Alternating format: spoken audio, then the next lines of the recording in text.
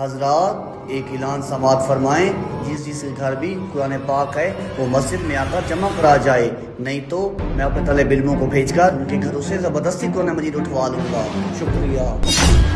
جی امام صاحب کیا کہہ رہے ہیں؟ اب وہ زبردستی ہمارے گھروں سے قرآن مجید اٹھوائیں گے؟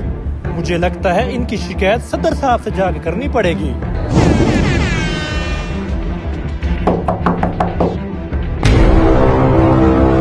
صدر صاحب، جو امام صاحب اعلان کر رہے تھے، کیا وہ آپ نے سنا ہے؟ ہاں میں نے سنا۔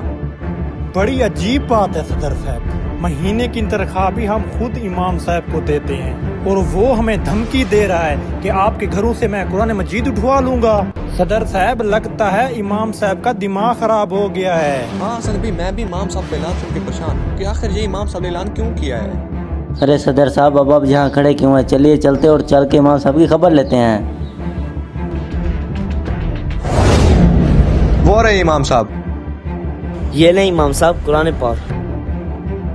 امام صاحب، آپ کا دماغ تو ٹھیک ہے؟ امام صاحب، آپ کو کس نے کہا ہے کہ ہماری اجازت کے بغیر ہمارے گھروں سے قرآن مجید اٹھا کے لے جائیں؟ شاید آپ کو معلوم نہیں ہے، یہ ہمارے اپنے پیسوں سے خریدے ہوئے قرآن مجید ہیں، آپ کے پیسوں سے نہیں۔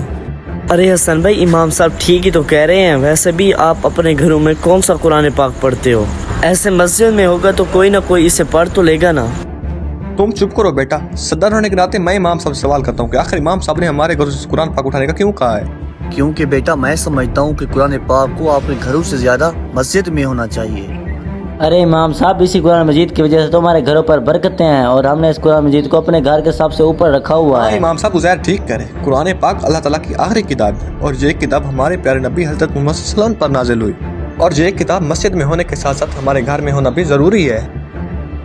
ویسے صدر صاحب، بڑے افسوس کی بات ہے، ہمیں یہ تو معلوم ہے کہ یہ اللہ تعالیٰ کی آخری کتاب ہے جو ہمارے آخری نبی حضرت محمد صلی اللہ علیہ وسلم پر نازل ہوئی ہے، پر لیکن ہمیں کبھی اتنی بھی زحمت نہیں ہوئی کہ کبھی ہم اس کتاب کو کھول کر پڑھ بھی لیں، بلکہ ہم نے تو اس کے ادب میں آ کر اسے اتنا اونچا رکھ دیا ہے کہ ہمارا اس تک ہاتھ بھی نہیں پہنچ پاتا۔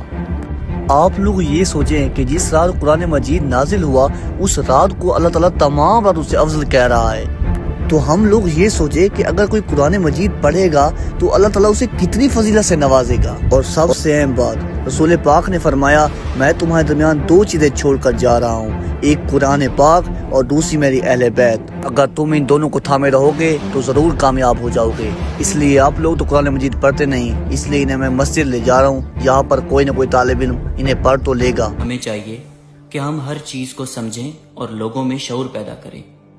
اگر آپ کو ہمارا یہ میسیج پسند آیا تو اسے اپنے دوستوں تک ضرور پہنچائیں۔ شکریہ۔